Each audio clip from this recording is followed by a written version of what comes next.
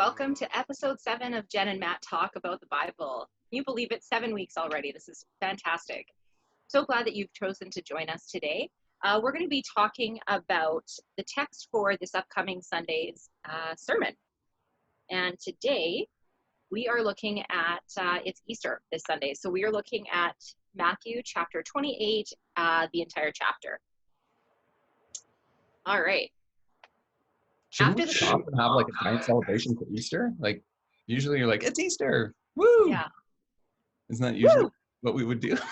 I guess so. We are going to do we have a Good Friday service as well. That's right. So, yes. Sorry, I interrupted you. That was okay. A lovely intro though. Oh, thanks. The lack of woo. Well, I'm gonna read the text now on that note. All right, the word of the Lord. After the Sabbath, at dawn on the first day of the week, Mary Magdalene and the other Mary went to look at the tomb. There was a violent earthquake, for an angel of the Lord came down from heaven and, going to the tomb, rolled back the stone and sat on it. His appearance was like lightning, and his clothes were white as snow. The guards were so afraid of him that they shook and became like dead men. The angel said to the women, "Do not be afraid, for I know that you are looking for Jesus, who was crucified. He is not here. He has risen, just as he said. Come and see the place where he lay. Then go quickly and tell his disciples, he has risen from the dead and is going ahead of you into Galilee. There you will see him. Now I have told you." So the women hurried away from the tomb, afraid yet filled with joy, and ran to tell the disciples. Suddenly Jesus met them. "Greetings," he said. They came to him, clasped his feet, and worshipped him. Then Jesus said to them, "Do not be afraid. Go and tell my brothers to go to Galilee. There they will see me." While the women were on their way, some of the guards went into the city and reported to the chief priests everything that had happened. When the chief priests had met with the elders and devised a plan, they gave the soldiers a large sum of money, telling them, "You are to say, his disciples came during the night and stole him away while we were asleep. If this report gets to the governor, we will satisfy him and keep you out of trouble." So the soldiers took the money and did as they were instructed. And this story has been widely circulated among the Jews to this very day. Then the 11 disciples went to Galilee, to the mountain where Jesus had told them to go. When they saw him, they worshipped him, but some doubted. Then Jesus came to them and said, "All authority in heaven and on earth has been given to me. Therefore go and make disciples of all nations, baptizing them in the name of the Father and of the Son and of the Holy Spirit, and teaching them to obey everything I have commanded you.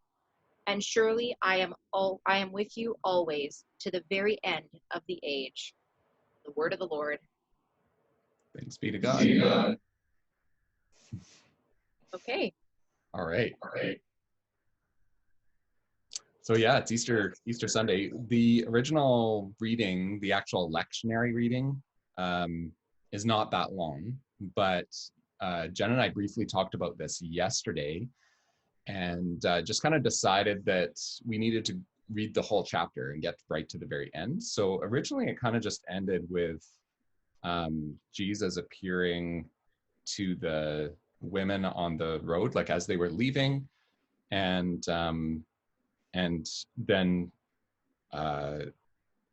them being afraid, but they're also worshiping him. And Jesus says, "Do not be afraid. Go and tell my brothers to go to Galilee, and there they will see me." But I wanted to get all the way to the Great Commission, so I thought that was kind of an important text right now. And so that's kind of the follow-up, is that the 11 disciples end up going to Galilee, and they do meet Jesus on the mountain where he had told them to go. Yes. So I want to get to that part of the reading because I think that's pretty important. Absolutely. Yeah. So what do we want to say about this text? You said before we started talking, Matt, you're probably going to talk a lot more about this, and I don't know. Like, we'll see how this goes. This is going to be great. It's kind of self-explanatory, right? Easter? Sure. I do feel like it's going to be a little weird. And like tomorrow, I'll have a longer conversation about this with Dana Trent tomorrow. We've been doing this little series on my personal Facebook page and then on my podcast, Spirituality for Ordinary People. And this week, we're going to focus on how this Easter is going to feel really, really different. And how do we, like, maybe Eastertide might even feel a little bit like just an extension of Lent Yeah. this year, and what that might mean.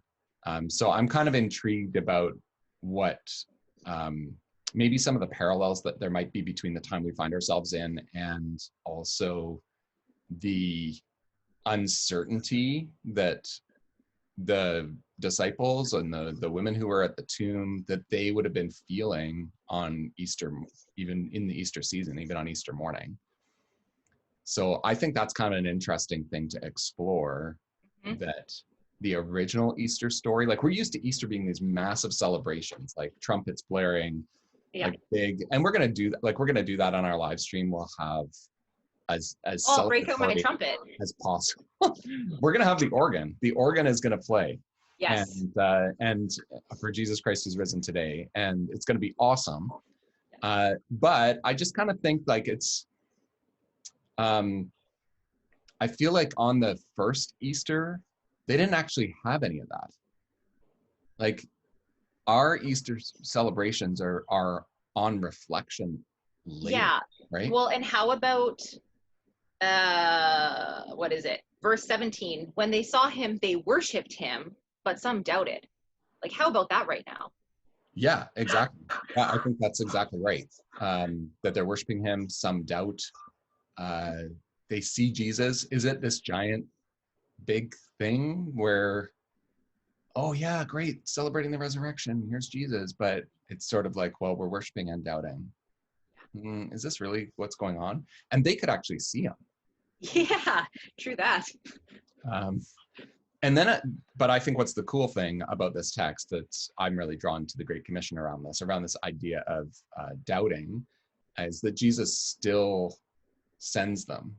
Like he doesn't say, oh, those of you who are not doubting, like those of you who are sure and really get it, I'm ready to commission you. But you three disciples, you're kind of doubting, so you're going to need to learn some more and just kind of sit there. Yeah, not at all. He sends all of them, including the doubters. Yeah. And I'll actually be talking about that more specific. I guess it might come up on Sunday as well. It probably will. But the Sunday after, I'm going to be talking about a text from John, a resurrection appearance from John, where Jesus comes to the disciples as they're locked away and they're behind closed doors. Jesus shows up and says, "As the Father sent me, so I send you."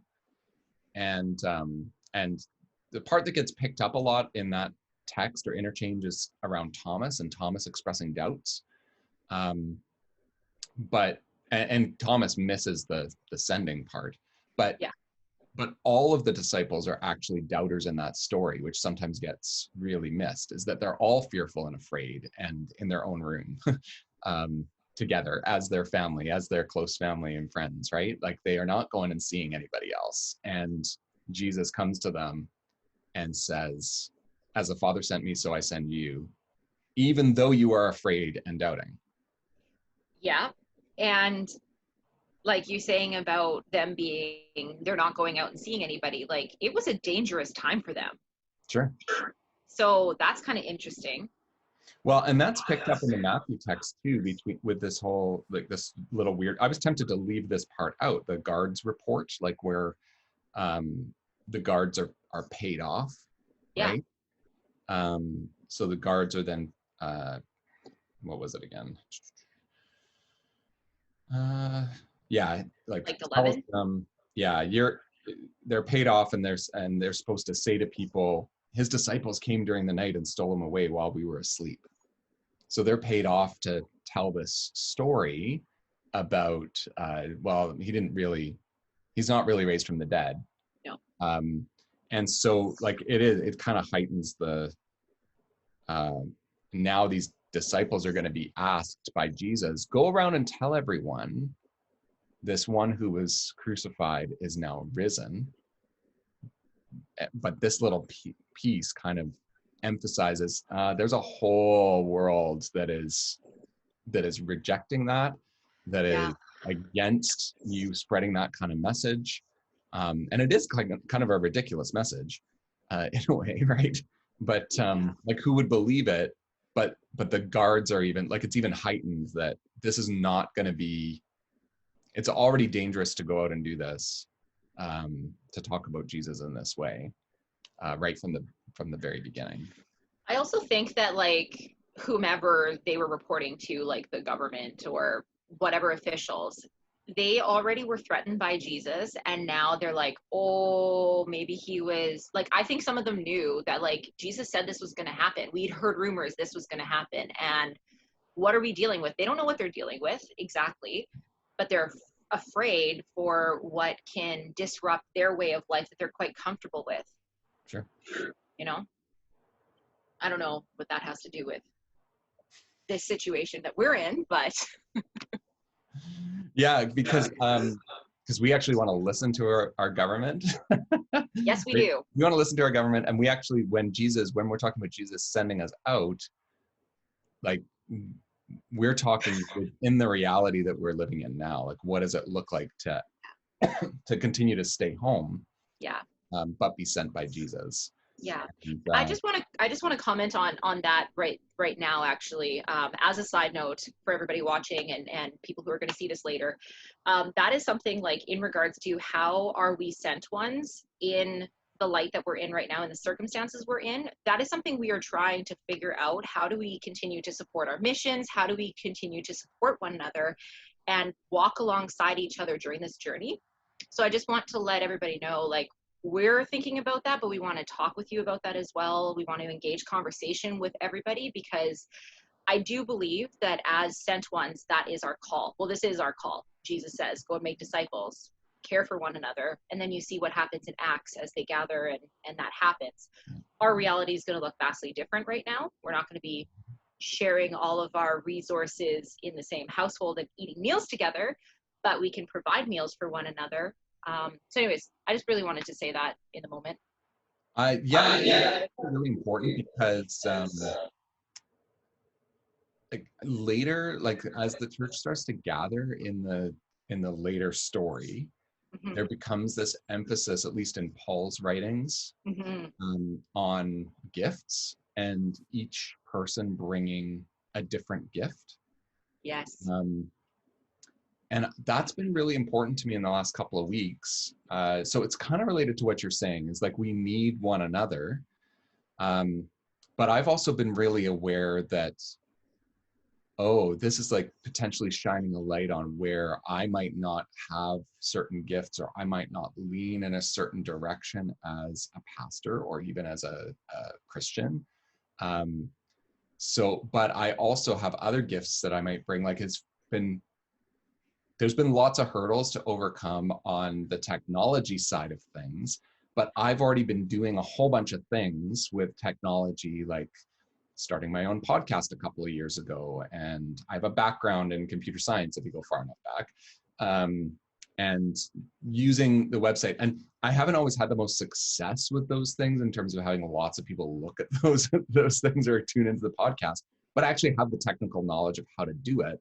And suddenly that's been really helpful and important. But at the same time as that, I've been kind of feeling like, oh, I think I mentioned this last week, potentially. I felt like, oh, I haven't been like seeing like who might need some groceries picked up, or who might need, who am I phoning? Am I making sure that I'm phoning people who I think are in need? And I've been doing like less of that than I think I should be. But the idea of we have this body with multiple gifts, reminds me that, oh, actually, probably it's helpful for me to lean into the gifts and skills that I have in terms of, being able to do YouTube videos, and live streaming on Facebook, and trying to provide encouragement in that way. I should probably lean into that and trust that the Spirit is going to prompt people to lean into their gifts, which might include some of the more like checking in practical grocery pickups and all that kind of thing. And I see other churches as well that are doing a great job where they don't have like the technical skill. A lot of small churches, a lot of small communities, they don't necessarily have a background in how to do that well. And they're feeling bad about that. But at the same time, they're doing an amazing job of like individual check-ins with people, or dropping things off, or providing printed materials for folks, and like putting them in the mail for them. And I see what they're doing, and I'm like, oh, we're not doing a very good job of that.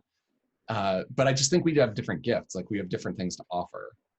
Well, and I think that you're onto something here, because that, like you were just talking about the body making up like our community of Prairie and whoever else is kind of joining us for worship, like we're encouraging people lean into your gifts. But then if we look at the body of Christ on this earth is not just Prairie, it's all of those churches collectively.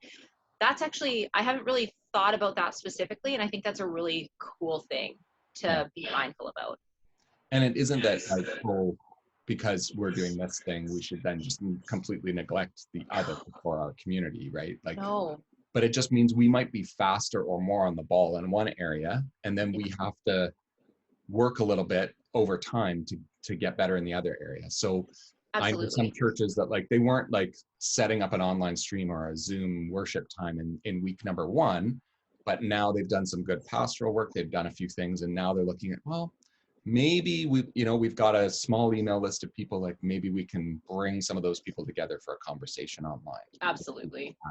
So they're just coming into that later. And like our church, I think we're probably we did a thing where we divided up like our list of people between our elders and some other folks, and just said, can we please try to be in touch with them? We're likely to come more on the worship side and the technology side of things first, and then come later into sort of like, how are we addressing like the needs on the ground of people and that kind of thing.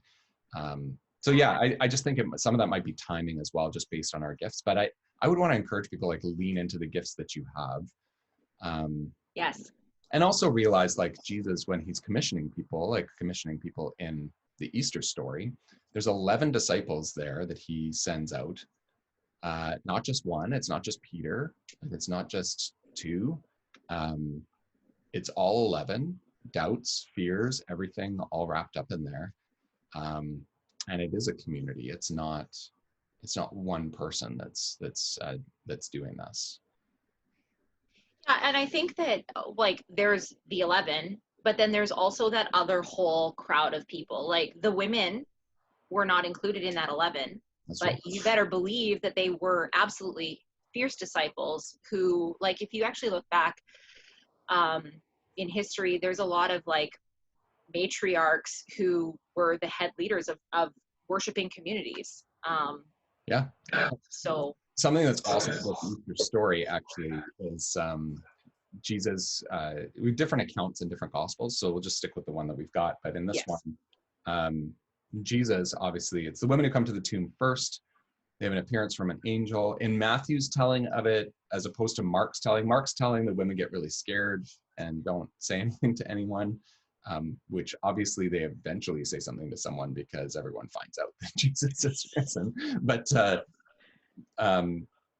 But Matthew's gospel has the women fully believe what the angel is saying and fully determined to go and tell the disciples as they've said. But then Jesus still meets them on the road and says, here I am. They worship him. Interesting that when the women worship Jesus, there's no mention of the women doubting. Right? So like we get that with the 11 closest followers of Jesus, the men, some doubted. But the women clasped his feet and worshiped him, period. Then Jesus said to them, do not be afraid. Go and tell my brothers to go to Galilee. There they will see me. So you've got like what are called the apostles. Apostle means sent one, right? And then you have the ones who are sent to the apostles with the original gospel, the original good news. Like Jesus needs someone to send to the pillars of the church, the ones who are going to found this. He needs someone to do the most important task. go and tell the ones who I'm going to send that they need to meet up at the right place to be sent. Who am I going to entrust that fundamental task to? The women, because they get it. They were the Well, ones right there at the foot of the cross. well, exactly. And I remember you preaching about this last week, where at that time it was mainly women who were at the foot of the cross. Everybody else had kind of scattered because they were afraid. Right. They were, yeah, it was a crazy time for sure. Yeah, but maybe that's something to explore on Sunday too, is that Yes. Like, who are the sent ones to the sent ones? Yeah, and the sent ones to the sent ones, and lean into your gifts. Spend a bit of time. If you're not certain like what your gifts are, pay attention to, you know, what kind of fuels you, what excites you, what gives you life, and then listen to other people or ask other people, like, what are my gifts? Have a little conversation with some friends. Something else just occurred to me too, is that like the Palm Sunday message was, part of it was like, pay attention to the children. Yes. Right? And then could the Easter message be like, obviously the Easter message is always Jesus is risen, but could it also be, pay attention to the women? Right? Like, and amazing that no, you're on something. In the context of the biblical narrative, like, in that time and in that place, for Jesus to hold up children, in, of all places, it was also, this is in Matthew's gospel. And Matthew is like, really interested in like Jewish culture, fulfillment of prophecy from the Hebrew scriptures. Jesus' speeches are kind of modeled on like the five movements of Moses' speeches. Like, Jesus is kind of set up as the new prophet, the new Moses. It's very structured. Like, it's almost like, so, but then embedded in that gospel somehow is this: Jesus is holding up children as the key to understanding the kingdom of God. And then the women are the true faithful disciples in the Easter story, who are then entrusted to go and get the fearful, doubting apostles to make sure they show up at the right place. I love it. But that's kind of interesting in that culture, because women and children did not have significance or place, or children in particular weren't even considered like they just didn't have the rights of human beings, essentially. And in a sense, women the same way. Well, like when I was property, right? Like, they're treated as property of the man. Yeah, and then like I was preaching a few weeks back, and we were talking about the rich fool, and so like, if my husband died, if I didn't have a son, or if he didn't have a brother, like I didn't have a brother-in-law to inherit everything and take care of me, I was in trouble. Right. It was not good. But anyways, okay, it is good news. Good. Dig into your gifts. Yeah, we'll see how this all comes together. I don't know if the gifted thing will actually show up this week, or it might show up in the next couple of weeks. But everybody should spend some time and think about that, I think. Yeah, we're a bit all over the place, but it's going to be a fun Easter. Also, if you're watching this to the end, we do have a Good Friday service that we're going to be doing online. You'll probably see Jen and I in these backgrounds. We're going to do these from our homes, but then stream to YouTube. So our YouTube channel, you can find it there. It'll be 10 a.m. on Friday, 2020. That's the year we're in. Possibly someone is watching this in 2025. Good point. Probably not. So yeah, we will have that Good Friday service, and that'll be a little more meditative and mostly reading through a big section of John's Gospel. And we will have some music as well. Our music director, Evangeline Keeley, will be on as well from her home, and she'll be playing a little bit, so instrumental music. So there won't be singing on Friday, but we'll go through the readings and do some meditation and some prayers and some piano music. And then a big celebration on Easter Sunday. You bet. Okay, thanks for watching, folks. Okay.